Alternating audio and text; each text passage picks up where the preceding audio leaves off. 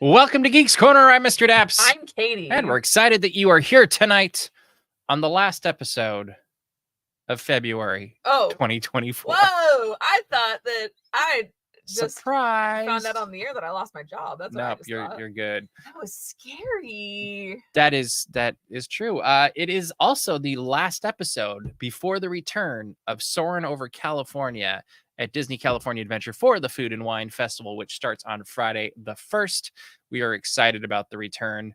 I think I'm seeing fairly unanimously that is the favored version of this attraction in the chat. I would agree. Would you agree? Yeah. It's I have friends that don't agree. It's okay. They can be wrong. I just don't have the conversations with them. It's okay. It's okay. I would be curious if they used the original soundtrack with the newer technology, how that would have played. But because I think the soundtrack is on such a phenomenally better level with the original Jerry Goldsmith score. Yeah, I'm so sorry to who did Soarin' Around the World, but it was an impossible job. No matter what you wrote. You did fine. You could have written You're not Jerry Goldsmith. A symphony. There's only one person on the planet that could maybe have made it better. John Williams. Oh, I was gonna say Bruce. No, John Williams. Yeah, that's accurate. Yeah. I mean, Star Wars, Star Trek. John Williams didn't do Star Trek. But Jerry Goldsmith did. That's what you're saying. I gotcha. All right, we are back to What's on Mr. Daps' Desk. It has returned, and with it, also this book has returned. It is the really big book about Grant by Ron Chernow. I'm still reading it. You can see I'm about halfway through, maybe a little bit less. I'm mostly through the Civil War now. It's been his entire life, and it has been very interesting to read about. And it turns out he was a very avid reader, and he would read to his wife every night for multiple hours when he's not fighting a war. And it's fascinating. I'm continuing to read it. If you like to read history books and you like presidential history in particular, this one is very interesting because you can see how he grows from basically being a failure one year to a general a year and a half later. And then a few years later, he's going to become president. So totally worth reading if you like these kind of things. For anyone that knows musical theater, there's the very infamous story about how Hamilton got written. And that is that Lin-Manuel Miranda went on vacation, was reading very, very big, meaty history books on vacation. And that is what Mr. Daps looks like when he's reading these, because on a cruise ship, just like... Careful, there's stuff in it, it'll fall out. Yeah, I like to read. It's just very funny because it's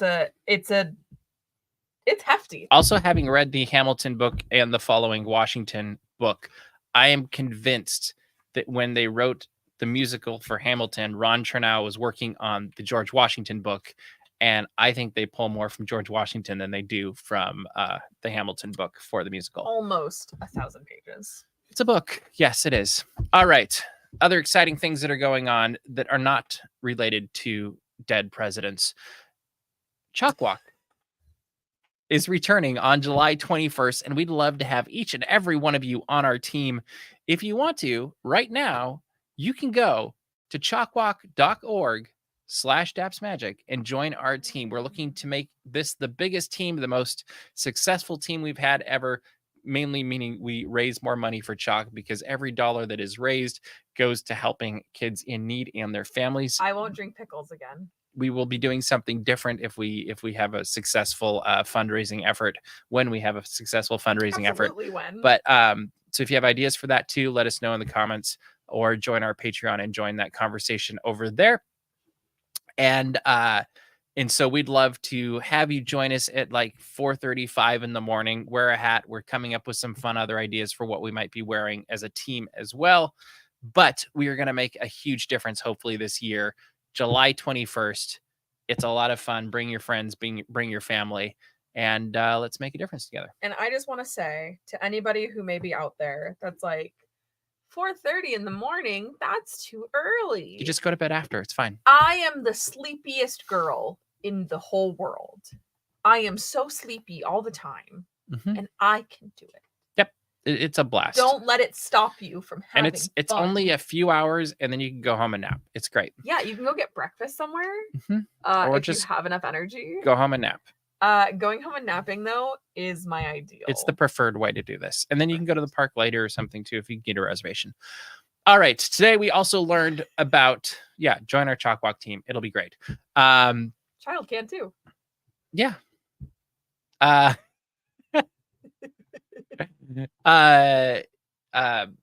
We learned more about Fantasy Springs today over at Tokyo DisneySea. And when I was out there a couple months ago, you could see them working on that. You could see parts of the Frozen Kingdom going up. I can remember distinctly. But they have Frozen Kingdom. They have Neverland.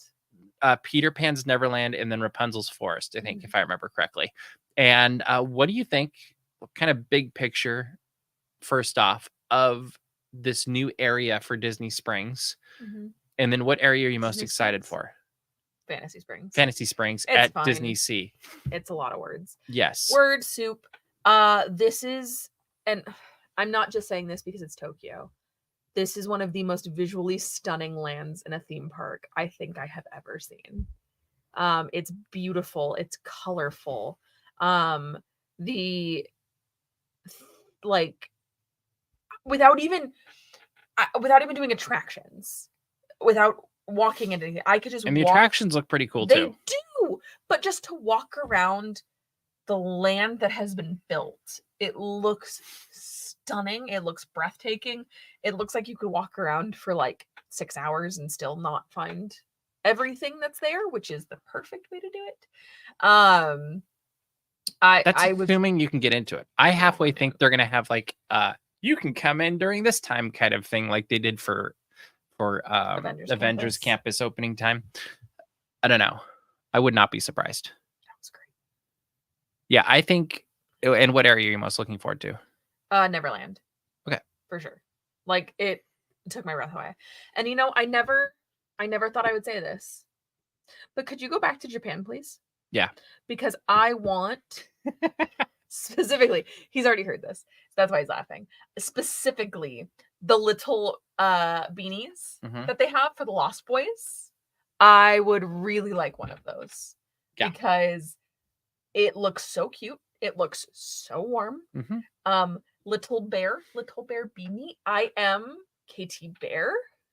I can only imagine though, like the line for those. Oh yeah. The line to get into these new areas. 4 hours. At least. I'm assuming if you stay at the hotel, you're gonna have like a front of the line pass kind of a thing. Would not surprise me at all. But it opens on June 6th, which happens to be the day after my birthday. So really, like, thank you, Disney. But that's Tokyo DisneySea is already gorgeous. Like it's as a park, everywhere you go, the theming is top notch.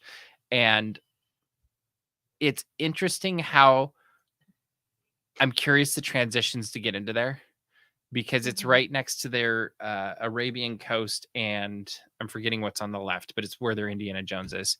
And like adventure, whatever. Yeah. And so it'll be interesting to see what that transition is like, because it's a very, like, it's basically street wide was the wall that blocked getting into there. Like it's very, if they want to block people from going in there, it won't be hard. Yeah. Like it's, and I'm sure that was intentional. Yes. Well, and then you'll also have the entrance, I suppose, I'm assuming, from the hotel. But it'll be very interesting to see how it grows and how the guest patterns go there, because already DisneySea is the place you go to Disney bound. Like people would show up in the most intricate and over the top Disney bounds I've ever seen and get pictures. And I can only imagine that these new areas are going to be even more popular for that. And then like, how long does that last? Like how right now when it opens, everybody's running to Soarin', or they're running to Tower of Terror, if I recall. And I feel like there was a third place they run, but the mountain. Prometheus a little bit, but not as much as the other two. The Journey to the Center of the Earth. Yeah, I think that's the other one, but that got longer later in the day. And but like I feel like it's just going to be a mad dash back there unless there's a lottery or reservation Yeah. system or something to get back there. It'll be mayhem, and I can't wait to see it because I just think it's going to be fun to watch social media in June and then July and August and see how this guest flow works out, because that's actually what I'm most intrigued by. I'm also interested in Neverland. I think that one's the one that my imagination took flight Waka Waka with, and I'm curious how they did some of the attractions, and I think it's gonna be very fun and very pretty, and I can't help but think it's going to be more immersive and more beautiful than anything we've seen before. 100%. So hopefully, it will be interesting to see though how their Frozen Kingdom compares to what Hong Kong just got, because I actually thinking think the Hong same. Kong is going to probably still come out on top on this one. I think for Arendelle, yes. Yeah.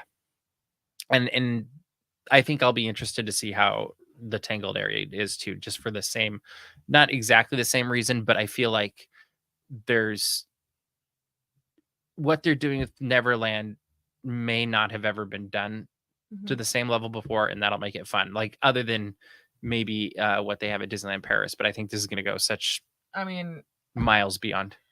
Tangled is having just the best time because its competition is currently with a themed bathroom. True. So True. that automatically beats Magic Kingdom. That is true. I'm sorry. That area is so pretty, but you would think for how gorgeous it was that there would be anything else other than a bathroom. There are the Pascals that are hidden. But, there you go. Yeah. Anyway. All right, we got some Disney Cruise Line news today regarding the Disney Treasure and the Haunted Mansion Parlor, where you will soon, by the end of the year, be able to see this wonderful bust or sculpture, depending on what you call it, but I call it a bust. That's a bust, right? That's a bust. That is a bust.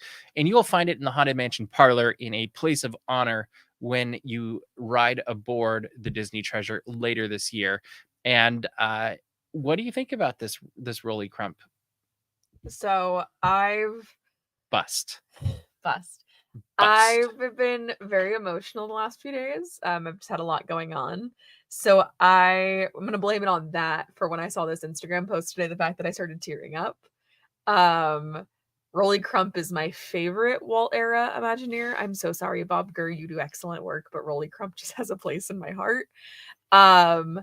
And this, I think, is one of those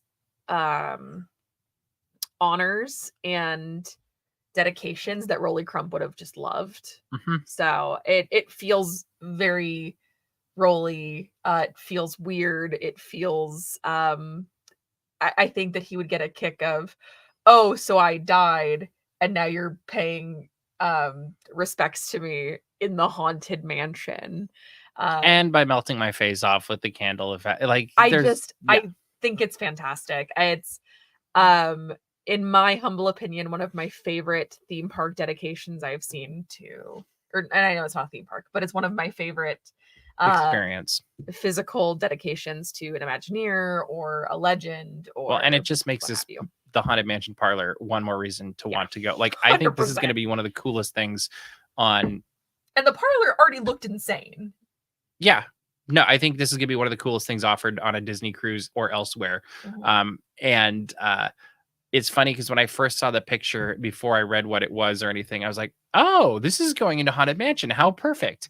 And I think it's going to be great in the parlor too. But part of me also was like, oh, I would love to see this somewhere in a hallway or something in the Haunted Mansion, because I just feel like that's a deserved honor there as well. But I do like they're taking it next level. Yes, he is half Candleman in the bust. Also, or sculpture, depending on what you call it. Like that sketch of Candleman does haunt my nightmares. Yeah. It's terrifying. But no, I think that's fantastic. I think it's going to be great. And it's one more reason I want to go on the Disney Treasure. Yeah, let's do it. Absolutely. We'll be working on that. We also learned that Eugene Levy is joining the cast of Only Murders in the Building season 4. So he's joining an already growing cast. We have Meryl Streep returning this next year. We have Molly Shannon joining the cast. We have I'm spacing who else? You just Eva Longoria. Yeah. There's somebody else. We were just talking about And this. I have been cautiously optimistic about some of the cast members being added. I'm like, oh, that'll be fun, whatever. And Molly Shannon. Did I say Molly Shannon? You Did said I? Molly Okay, Shannon. so Yeah. okay, I hit them. And like I'm like, oh yeah, I like Molly Shannon. She's fun. And Meryl Streep will be a good continuation of the story with Oliver Putnam next season. But then Eugene Levy comes along. And this might be like, I think after Nathan Lane, this might be my favorite casting non-surprise that we're getting for Only Murders in the Building. And we know nothing about what he's doing. We don't know where he lives, because we already do know that they're going to California, to Los Angeles, conveniently this season. And that wouldn't be because they all live here or something, would it? Like, no. We can film in New York in like a week and a half and we're done. But I just think this is brilliant casting, no matter what kind of character they put him in. I mean, he's gonna be a bumbling idiot probably or something, but Eugene Levy is, I can't say an American treasure because he's not American. He is a Canadian treasure. That's very true. Yep. But my God. Thank you, Canada. My God, is this genius casting. If you haven't already, and I'm gonna plug it again, I've talked about it like probably a million times. The Reluctant Traveler with Eugene Levy on Apple TV Plus is one of my favorite travel shows because he is just a curmudgeon. And he's like, I don't want to be hot. I don't want to be cold. I don't want to sleep somewhere weird. I don't want there to be bugs. And they just put him in crazy scenarios. And it's very fun. I think that he's such a fun personality. And I know that it's basically a more family-friendly version of An Idiot Abroad. 100%. Like, it's very fun. I know that you have opinions about certain attractions in Epcot that have been updated and may or may not feature Eugene Levy, but I personally think that that man could read me a dictionary and I would be fascinated. I don't think they used him to his full potential, but yes. I agree, but I still find him entertaining. Yes, he is very entertaining, and I think of anything we've heard of season 4 of Only Murders in the Building, this is the most exciting. If you haven't watched it yet, we're not giving away too many spoilers. We're doing like little hints here or there, but watch Only Murders in the Building. It's on Hulu currently. You can watch the first 3 seasons. The last season even has music in it, and it's hilarious. In ways I would never have expected. And they've also shown it on ABC, and there's talks to add more on ABC as well. Yeah. So, but I wouldn't count on that. Go to Hulu. It's totally worth watching. And it's very bingeable. It's very bingeable, and it's also just ridiculous pretty often. Well, and as Chris said, it's not predictable. Sometimes you and they are and aware. It's not predictable in the like, oh, this is what you think, so we're gonna do the exact opposite. It's just not predictable. It's good. Yeah, we did just watch a second film in a murder mystery series that I personally love, and you enjoyed the movie as well, but you also went, yeah, they were trying to misdirect, so I knew what I had it figured out in the first 10 minutes, and it was kind of like, okay, I see what's happening. Even the thing that people complained about, because they're like, that came out of nowhere. You're like, what do you mean that came out of nowhere? It was right there. Like, it was literally I'm like, come on, people, just watch the movie. If you weren't talking through the whole movie like some people in theaters do when we've gone, right? Hey, to be fair, that movie didn't really get a theatrical release. Okay, so that's even harder then, because if you're watching at your living room, it's even easier to talk. And if you're talking through the whole movie, you miss details like that. Anyway, it jumped out at me though. Yes. So, and we watched it on a TV that wasn't huge, the biggest TV in the world. But I'm thinking of that and how you were like, oh no, I see the misdirection coming. This goes, they like know that they know what they're tricking you into. They're like, oh, you're looking over here, and we're gonna do something totally off that you didn't see coming. Yep. It's very fun. I love it. I also, speaking of Eugene Levy, I also just really love Steve Martin and Martin Short. So to see those 3 together, I think is gonna be absurd. And the weird that it works with Selena Gomez so well. Yeah. Like, I never would have picked the three of them to work so well together. And I was very skeptical when season 1 came along, and I was like, no, this is gonna be terrible. And I was hooked within minutes. Because I couldn't get you to watch it at first. And no, it totally was worth watching, and very great. All right, are you ready for this week's Wrexham Report?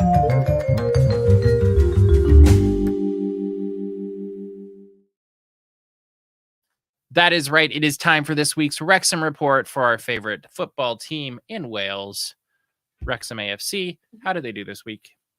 Unfortunately, it was a draw. So 1-1, Wrexham and Forest Green. After a loss. Yeah, so they lost. It's we're not having a great time, but you know what? Up the town, we're still gonna do it. It might make for a really good documentary this season, or docuseries. We'll see. We beat Notts County still, so I'm still happy about that. There you go. There's your Wrexham Report.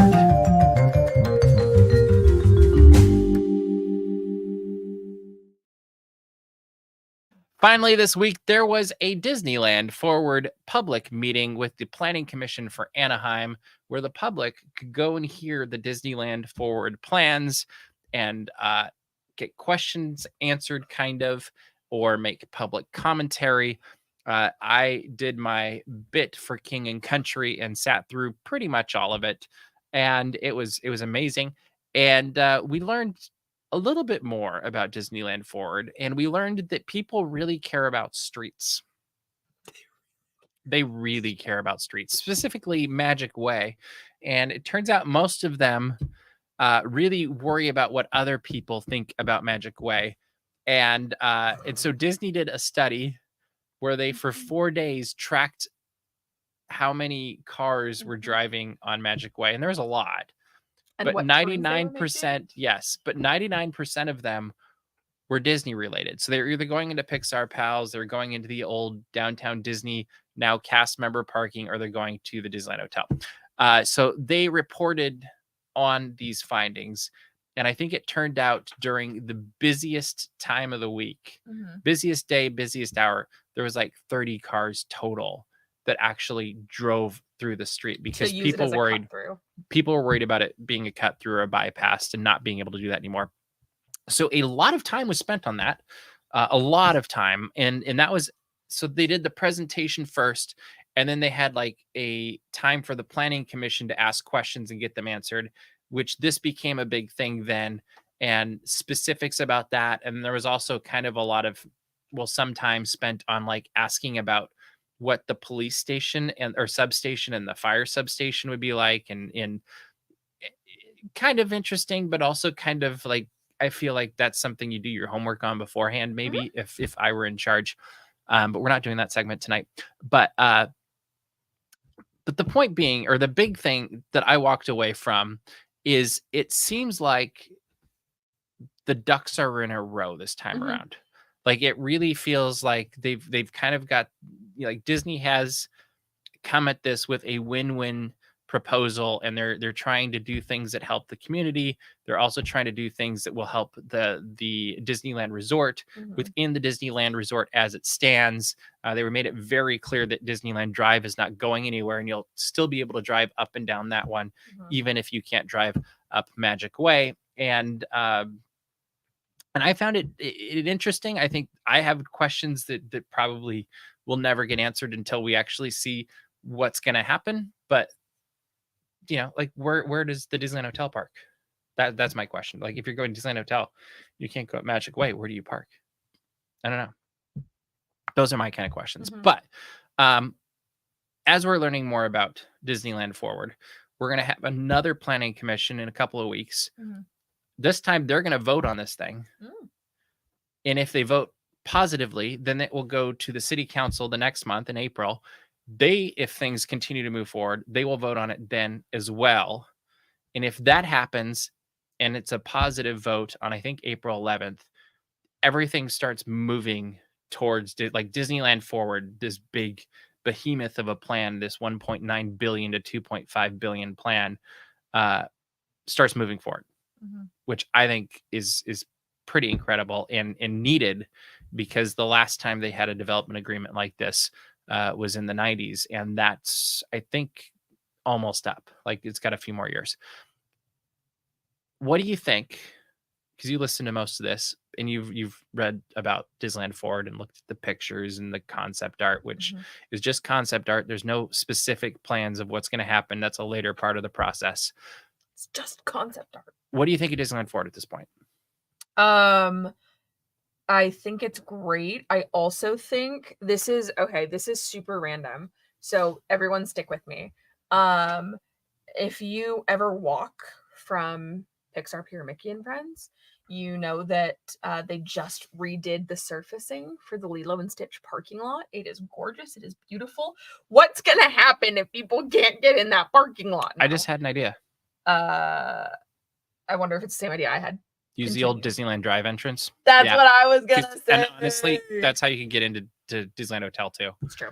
I might have answered. That might be our answer. Ding ding ding ding ding. There we go. Anyway, no. Go to the Disneyland Hotel from Disneyland Drive. It makes too much sense. Yeah. Branding. No, I am actually very excited about it, and I was thinking the same thing last night listening to this. It sounds like this is very well thought out. All of the responses are prepared. All of the paperwork is like, everything is where it should be. As where almost 10 years ago, which is crazy to say almost 10 years ago, but almost 10 years ago, I don't think we were in the same scenario. And I think that that's why things ended up not happening. The original West End expansion. I actually think people discovered how valuable Disney is to the community when suddenly you weren't getting tax revenue because nobody was coming here because of a pandemic. I think it created an opportune moment for a win-win scenario for both. And I actually think it's good that it waited longer because I think Disney is going to come out in a much stronger position as a resort with this plan than they were looking at with just the West End 10 years ago. Respectfully, this is, in my opinion, better than what the West End expansion would have been. Because the West End expansion would have been a fancy hotel. Yeah. This to me is, we are thinking multi-layer entertainment for the entire family. We're thinking shopping, dining, entertainment, all of these things. More theme park space. It's not just a hotel, which could do those things. It could have shopping, dining, all that stuff. But it is dedicated space to do those things. Well, and more importantly, or equally importantly, it's using the space they already have. Yes, correct. And to me, that's kind of where it makes a lot of sense, is like, well, you already have this space. You should be able to use it the way that makes it most beneficial for everybody. And that assumes that all of the, the T's are crossed and the I's are dotted. And that's stuff that we don't see the same as the people that are on a planning commission or city hall or city council and stuff like that. But just the vibe I picked up from this meeting was like, oh, this has been well thought through. You're working with all of the parties that are a part of this this growth and this expansion for the Disneyland Resort that doesn't expand the actual land. And I was very impressed to see just how thorough everything was. And I also thought it was good how when they were like testing the streets, one of the things they discovered was like, oh, there's a lot of pedestrian traffic here. We need to add a pedestrian exclusive walkway through, basically next to Magic Way, and with a crosswalk there, because they're like, we see how many people are coming across here that they've actually created a pathway through the divider. And so I think it's going to be very interesting to see the next month and a half how this progresses, because if it continues on its current trajectory, it feels like things are probably going to happen. And I assume there will be some tweaks along the way and changes as they're moving forward with this. And it seemed like most of the people that commented from the public last night were for it. There was a couple of dissenters, and the dissent I heard, a lot of it seemed more angry than reasoned.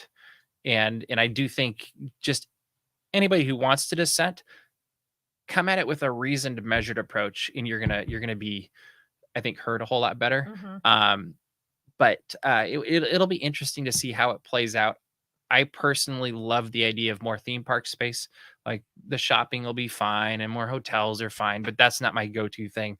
And that's where I'm like, oh, I love the idea of us getting a Neverland or us getting a Arendelle, or maybe it's something that doesn't even exist yet, which would be even better.